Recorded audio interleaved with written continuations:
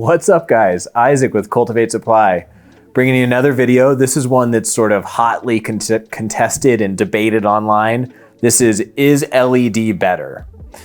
So I guess what we're talking about today in this sort of casual setting is, are LEDs truly superior to high pressure sodium, ceramic metal halide, metal halide, all those other different options on the market? All the traditional fixtures that people have used for so long, and the greenhouse fixtures. Yes.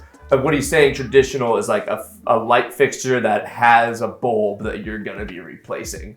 Yes, right? Bulbs instead of diodes, essentially. Yeah. And I think that we're at the point in time where LEDs might actually be better.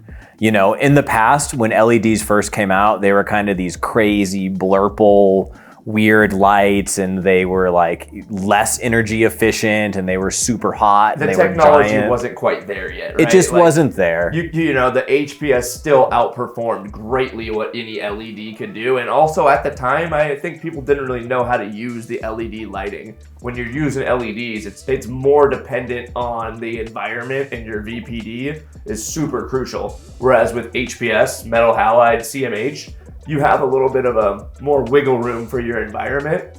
But at the end of the day, if you're using LEDs and you have everything dialed in, it's going to outperform HPS on a price per watt used. So people also confuse it because a regular double-ended fixture was 1,150 watts. Most LED fixtures are 700 watts. Right. So it's 2/3 of the amount of power you're using. So you can't really do the pounds per light or grams per light. You have to break it down to how many watts are you using versus how many grams are you getting out. It's a different equation a little bit. I would totally agree with that.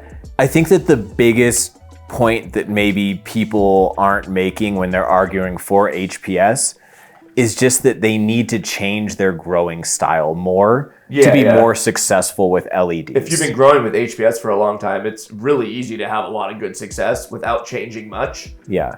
But the reality is that the HPS bulbs and fixtures are almost becoming obsolete.